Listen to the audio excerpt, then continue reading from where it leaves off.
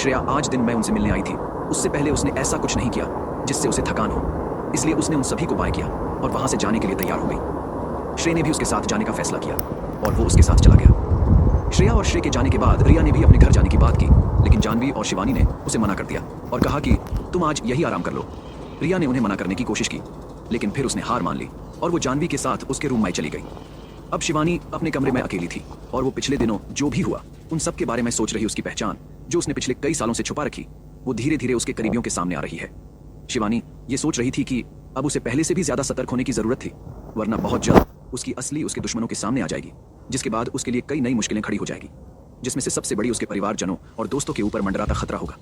शिवानी इन सब के बारे में सोचते हुए कहीं खो सी गई थी कि तभी उसे अपने रूम के दरवाजे पर नोक की आवाज आई, जिसके बाद मीनल जी ने कहा, शिवानी बेटा दरवाजा खोलो। शिवानी ने जैसे ही मीनल जी की आवाज सुनी, वो तुरंत उठ गई और दरवाजा खोलने के लिए चली गई। उसने जब दरवाजा खोलकर देखा तो मीनल जी अपने हाथ में एक ट्रे लेके खड़ी थी, जिस पर एक जूस का ग्लास रखा हुआ था। जब शिवानी ने उन्हें इस तरह देखा तो उसने अंदर आने का रास्ता दे दिया और उसने कहा, मासी आपको जूस लाने की क्या जरूरत थी, आप किसी सर्वेंट को भेज देती। मीनल जी ने जूस की ट्रे को टेबल पर रखा और शिवानी के सर पर हाथ फेरते हुए कहा, वो मुझे तुम्हें देखना था, मुझे तुम्हारी फिक्र हो रही थी। जिसके बाद शिवानी ने जूस पिया। शिवानी के जूस पीने के बाद शिवानी और मीनल जी शिवानी के बेड पर बैठ गए और शिवानी मीनल जी की गोद में सर रखकर लेट गई। जिसके बाद शिवानी ने मीनल जी की बात का जवाब दिया, मासी अब मैं ठीक हूँ और बहुत जल्दी रिकवर कर रही हूँ।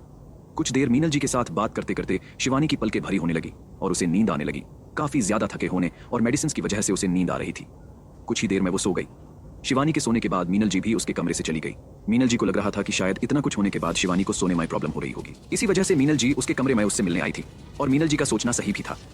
वहीं दूसरी ओर शिवानी के कमरे से निकलने के बाद जानवी अपने कमरे में गई तो थी, लेकिन आराम करने के लिए नहीं बल्कि तैयार होने के लिए, क्योंकि उसे शूटिंग के लिए जाना था और वो कहीं ना कहीं करण को मिस भी कर रही थी। तैयार होने के बाद जानवी ने एक बार अपने आप को ऊपर से नीचे तक मिरर में देखा और सब कुछ सही लगने पर रूम से बाहर निकल गई। जिसके बाद उसने मीनल जी को अपने जाने के बारे में बताया। मीनल जी ने उसे रोकने की कोशिश की ताकि वो भी आज आराम कर ले, लेकिन जानवी ने उन्हें समझाते हुए कहा कि मम्मा मैं ठीक हूँ और मुझे वैसे भी इस समय छुट्टी नहीं लेनी चाहिए थी, लेकिन मैंने ऑलरेडी 2 दिन की छुट्टी ले ली है और अब मैं प्रोडक्शन टीम का और नुकसान नहीं करा सकती। मीनल जी को भी जानवी की भी बात सही लग रही थी, इसलिए वो उससे फिर और कुछ नहीं कहती है और जानवी भी जल्दी से अपनी कार लेकर सेट की तरफ बढ़ जाती है। वहीं दूसरी ओर कबीर एयरपोर्ट से निकलकर सनशाइन होटल जहां करण रह रहा था वहां चला जाता है। कबीर ने पहले ही करण को फोन करके कह दिया थी वो आज आ रहा है, इसलिए करण सेट पर नहीं गया था और वैसे भी उसका मन सेट पर जानवी के बिना लग भी नहीं रहा था, इसलिए वो कल भी सेट पर ना जाते हुए अपने ऑफिस चला गया था। कबीर और करण के रूम में बैठकर बात कर रहे थे। कल करण का बर्थडे है और उसके बर्थडे के ठीक एक दिन पहले ही उसका भाई वापस आ गया था। कहीं ना कहीं करण को उम्मीद नहीं थी कि उसका भाई उसके बर्थडे पर आ पाएगा, क्योंकि उसके भाई की अपने माता पिता से बनती नहीं है। अभी करण ये सब सोच रहा था कि तभी कबीर उससे तुझे क्या लगा, मैं तेरे बर्थडे पर नहीं आऊंगा। माना कि अभी मासी और पापा मुझसे नाराज हैं, लेकिन मैं उनसे कभी नाराज नहीं हुआ, क्योंकि मैं जानता था कि उन्होंने ने भी उस एक्सीडेंट की वजह से काफी कुछ झेला था और अब बहुत जल्द वो भी मुझे माफ कर देंगे, क्योंकि जिनकी वजह से माँ, दादाजी और दादी माँ हमें छोड़कर चली गए, उस ऑर्गेनाइजेशन को मैं बहुत ही जल्द खत्म करूंगा। कबीर की बात सुनकर और उसकी आंखों में जलती आग को देखकर करण सोच रहा था कि कबीर जरूर कुछ न करने वाला है। करण को यह तो पता था कि कुछ ऐसी बातें हैं जो कबीर उससे छुपाता है, लेकिन करण ने कभी भी उन बातों को जानने की कोशिश नहीं की। करण चाहता था कि उसका भाई खुद से आकर अपना सच उसे बताए और इसी वजह से वो कभी भी कबीर को फोर्स नहीं करता था। कबीर ने करण की आंखों में चलते सवालों को देख लिया था और अब वो भी करण से कुछ छुपाना नहीं चाहता था।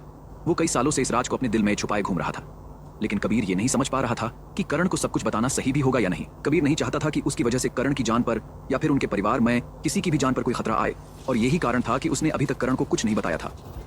क्या कबीर बता देगा करण को अपनी असलियत के बारे में? क्या श्रेया लगा पाएंगी? क्या होगा कल करण के बर्थडे पर? क्या करण कर देगा जानवी को प्रपोज?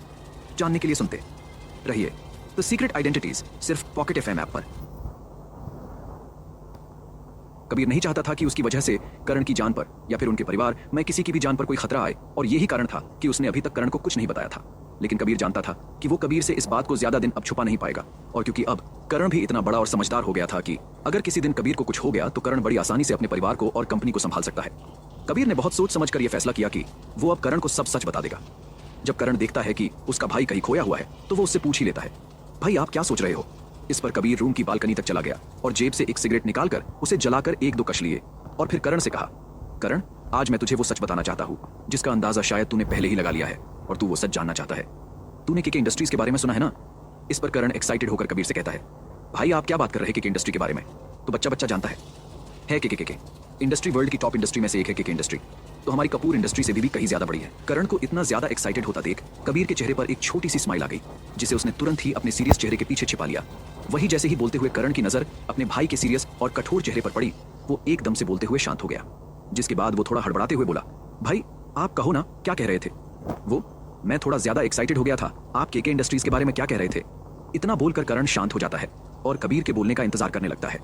करण के शांत होने पर कबीर उससे आगे सवाल पूछना जारी रखते हुए कहता है, अगर तुम्हें केके इंडस्ट्रीज के बारे में पता है तो उसके सीईओ के बारे में भी पता होगा। भाई मुझे केके इंडस्ट्रीज के वर्किंग सीईओ के बारे में तो पता है, लेकिन केके इंडस्ट्रीज का एक्चुअल सीईओ कौन है इसके बारे में तो क्या पूरी दुनिया कोई नहीं जानता? लेकिन भाई आप अचानक से मुझसे केके इंडस्ट्रीज के बारे में क्यों पूछ रहे हो? करण कबीर के सवाल का जवाब देते हुए पूछता है। करण का सवाल सुनकर कबीर के चेहरे पर एक स्माइल आ जाती है और उसके बाद वो करण को कहता है, क्या तुम केके इंडस्ट्रीज के एक्चुअल सीईओ से मिलना चाहोगे? जैसे ही करण ने कबीर की बात सुनी, वो खुशी से उछल पड़ा। जब से उसने बिजनेस की दुनिया में कदम रखा था, तब से उसका बस एक ही सपना था कि वो बस एक बार मिस्टर केके के साथ काम करे, और आज उसका भाई उसके सपने को सच करने की बात उसके सामने रख रहा था। इस वजह से उसकी खुशी का ठिकाना नहीं था। करण खुशी से कबीर से पूछता है, भाई क्या आप सच के रहे? क्या आप मुझे सच में केके इंडस्ट्रीज के एक्चुअल सीईओ से मिलवा सकते हैं? मैं उनसे बस एक बार मिलना चाहता हूँ और कुछ बिजनेस टिप्स लेना चाहता। मैं उनसे बिजनेस के बारे में काफी कुछ सीखना और जानना चाहता हूँ। कबीर करण की बातों को सुनता है और फिर सोचता है कि कहीं उसने करण को सच बताने मैं थोड़ी जल्दी तो नहीं कर दी। लेकिन फिर वो समझता है कि करण इतना एक्साइटेड क्यों हो रहा है। जिसके बाद कबीर करण को शांत करते हुए कहता है, करण अब मैं तुझे अपनी जिंदगी का एक बहुत बड़ा सच बताने वाला हूँ, वो सच जो तू काफी समय से जानना चाहता था। क्योंकि तू हमेशा से जानता था कि जब भी तू घर पे नहीं होता था तब मैं भी घर पर नहीं रहता था, और ना ही मेरे ऐसी कोई दोस्त थे जिनके साथ मैं रहता हूँ। मासी और डैड को लगता था तेरे जाने के बाद मैं भी अपने दोस्तों के साथ आवारागर्दी करने के लिए निकल जाया करता था, लेकिन तू जानता था कि मेरे ऐसे कोई दोस्त है ही नहीं जिनके साथ मैं आवारागर्दी कर सकूं, और जा ही मुझे आवारागर्दी करना पसंद था। और यही सबसे बड़ा कारण था कि तेरे दिमाग हमेशा ये सवाल रहा है कि आखिर तेरे घर से जाने के बाद मैं कहां जाता था। और तेरे इस और ऐसे कई सवालों के जवाब मैं आज तुझे देने वाला हूं। कबीर करण से ये सब कहने के बाद कुछ पल के लिए शांत हो जाता है। करण कबीर की बात की सीरियसनेस को समझ रहा था और इसी वजह से वो भी कबीर की बातों को सीरियसली सुन रहा था और उसे बीच में टोक नहीं रहा था। कुछ पल शांत रहने के बाद कबीर एक गहरी सांस लेता है और करण को आगे बताना शुरू करता है। कबीर करण से कहता है, करण मैं ही केके इंडस्ट्रीज का एक्चुअल सीईओ हूं। कबीर की यह बात सुनकर करण के होश उड़ गए थे, जो कि उसके चेहरे के एक्सप्रेशन से साफ पता चल रहा था। लेकिन वो कबीर से कुछ नहीं कहता है, क्योंकि वो जानता है कि अभी कबीर की बात पूरी नहीं हुई है और अभी ऐसी और भी कई बातें हैं जो उसका भाई उससे करना चाहता है। कबीर अपनी बात को आगे बढ़ाते हुए कहता है, और यही नहीं, इसके अलावा मेरी एक मार्शल आर्ट्स एकेडमी भी है जो कि फाइटर्स को ट्रेन करती है ताकि वो आर्मी और देश के बड़े से बड़े बिजनेसमैन की प्रोटेक्शन कर सके। और मैंने माँ, दादा और दादी के कातिल को पकड़ लिया है, लेकिन उनके मर्डर के पीछे सिर्फ एक इंसान का हाथ नहीं था, बल्कि पूरी एक ऑर्गेनाइजेशन थी। इस वजह वो आदमी अभी तक जिंदा है, वरना मैं उसे कब का खत्म कर दिया होता। और यही कारण था कि जब भी तू घर से जाता था मैं भी शिमला चला जाता था, जहां मेरे बिजनेस और एकेडमी का हेडक्वार्टर है और जहां से मैं सब कुछ मैनेज करता हूं। क्या होगा करण का रिएक्शन कबीर का पूरा सच जानने के बाद? क्या करण हो जाएगा कबीर से नाराज उससे इतना कुछ छिपाने के लिए? क्या श्रेया और बाकी लोग ढूंढ पाएगा आरव को, या फिर एक बार फिर वो उसे को देंगे? जानने के लिए सुनते रहिए द सीक्रेट आइडेंटिटीज, सिर्फ पॉकेट एफएम ऐप पर।